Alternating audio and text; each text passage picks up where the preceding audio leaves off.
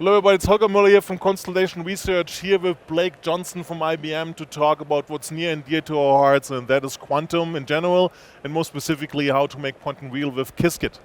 How are you doing, Blake? I'm great. My name is Blake Johnson. I'm at our quantum team, and I'm based at TJ Watson in New York. Where lots of it happens, right? At the Indeed. legendary research center. The heart of our effort is there. It's a global effort these days, but it's the center. I saw the new Eagle machines there in fall or something. You had an analyst meeting there. That's right. We unveiled our IBM Quantum System 2 last fall, which is our latest generation of systems. Right. That it has all the infrastructure we need to support our roadmap going out to 2033. Yeah. So, but let's talk about, because quantum is hardware, obviously, right? But it's also software, and let's Indeed. talk about the software which is called Qiskit at IBM. Why is the software so important?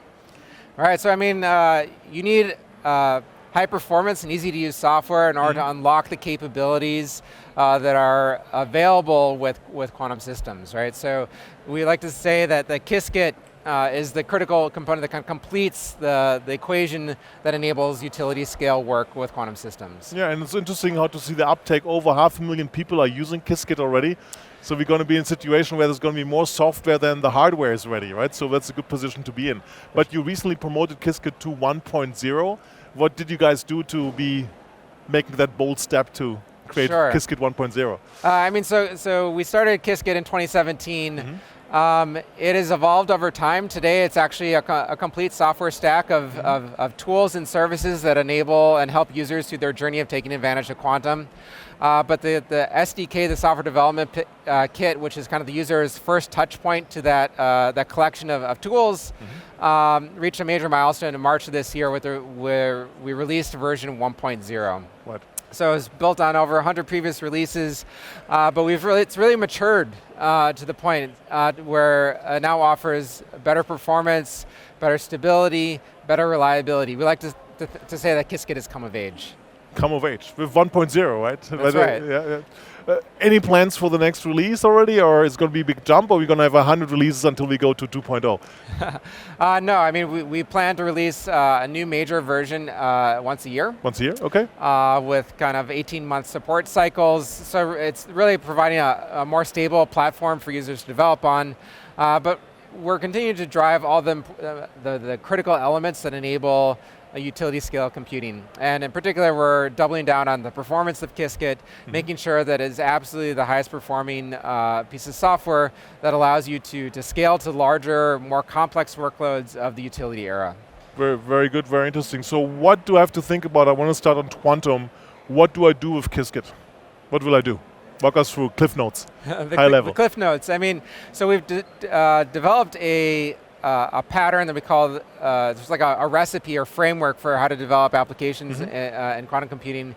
We call it the Qiskit pattern. It has 4 steps. Step 1, you map your problem from a classical description into a quantum description in the form of circuits and operators. And the Qiskit SDK offers powerful tools to help you do this. In step 2, you need to optimize those circuits, those quantum inputs in a form to make them suitable for execution on hardware. So you go from kind of hardware independent to hardware agnostic to hardware specific. And the Qiskit SDK and now the Qiskit transpiler service offer you multiple tools in the form of transpilers, which are like compilers where the input and output is in the same language, in this case quantum circuits and operators.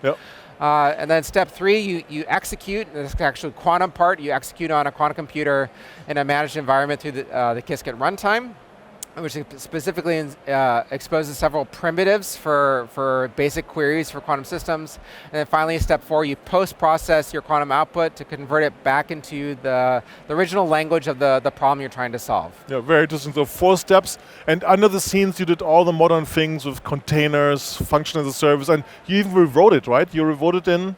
Yeah, I mean, we've been under a journey to replace performance critical sections of Qiskit with Rust. In fact, I mean, that project isn't done. We're actually only maybe a third of the way there.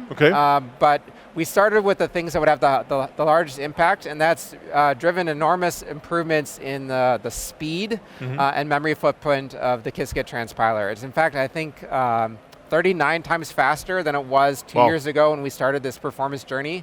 And it uses something like a third of as much memory. So but like I said, we're not done yet. We're Sure. continuing to push really hard on the performance of Qiskit and make it even better. Well, the secret is you're never done with this, right? You That's can right. you always have skeletons in the closet. You always want to improve something, but less memory footprint and faster means faster building applications, cheaper to build applications, more people get access to Qiskit. If I want to get access to Qiskit, how do I get it? So it's actually it's free and open source. You can just pip install it like any other Python package, and actually the variety of clients that access other service touch points like the Qiskit transpiler service and the Qiskit runtime are simple to install with kind of standard tooling in Python. Very good, excellent. So if I'm a CIO, CTO, want to do something with Quantum, what should I do? Who should I pick in my team to get started on Qiskit? So we actually have a lot of great content and resources that help you get started. Okay. In particular, we have a learning platform, which is learning.quantum.ibm.com. Very good. With a lot of tutorials, courses, demos that can help you get yourself and your team up to speed on Quantum. And there's also links to get in touch with our team to learn more. Do some people with a certain background do better? Is more the business analysts, the hard-time coders, the people who know COBOL or C#? Any recommendations to give to a CIO, CTO?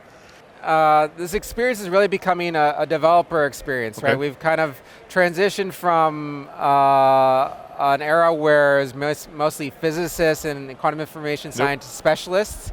That background is still useful and helpful, particularly when you're learning how to embed a problem. But the idea as this kind of collection of Qiskit software expands is to give you more tools that automate and abstract elements of the process to enable domain experts in other fields that are trying to apply quantum, whether you're a quantum chemist or a material scientist or someone that studies financial models, right? Like, we want to enable a new era of domain experts to be able to take advantage of quantum. Perfect, right. It's going to be maybe the democratization that we saw with coding coming to building quantum applications. For sure. Perfect. Well, thank you so much, Blake. I learned a lot. Really appreciate it. If you haven't downloaded Qiskit and haven't tried it, definitely worth looking at. Thank you so much for being with us. My pleasure.